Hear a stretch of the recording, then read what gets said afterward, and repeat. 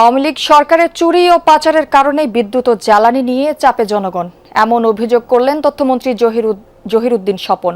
সকালে বিদ্যুৎ ও জ্বালানি বিষয়ে জরুরি প্রেস ব্রিফিংয়ে এমন অভিযোগ করেন তিনি। বলেন, বর্তমান সরকারকেও এই চাপ বহন করতে হচ্ছে। দাবি করেন, মূল্য বৃদ্ধির চাপ থেকে 65% মানুষকে বের করে এনেছে সরকার। তবে দুর্নীতির চক্র থেকে বের হয়ে আসা সময় সাপেক্ষ বিষয় বলে মন্তব্য করেন তিনি। এ সময় ব্রিফিংয়ে প্রধানমন্ত্রীর তথ্য উপদেষ্টা ডাক্তার জাহিদুর রহমান বলেন, বিইআরসির পক্ষ থেকে বাড়ানো হলেও সরকারের আবেদনের কারণে 0 থেকে 75 ইউনিট পর্যন্ত বিদ্যুতের বর্ধিত মূল্য প্রত্যাহার করা হয়েছে। একই কারণে অকটেন এবং পেট্রোলের দাম বাড়ানো হলেও নিম্ন বা অল্প আয়ের মানুষের কথা বিবেচনা করে দ্বিতীয় দফায় ডিজেলের দাম বাড়ায়নি সরকার। অপরাধগুলি করে এই পরিমাণ কালো টাকার মালিক যারা হয়েছেন, দেশে এবং বিদেশে পাঠিয়েছেন, সেই অপরাধের বোঝাই কিন্তু বহন করতে হচ্ছে এই এখনকার ব্যবস্থাপনার যে সংকটের মধ্যে বর্তমান সরকার আছে।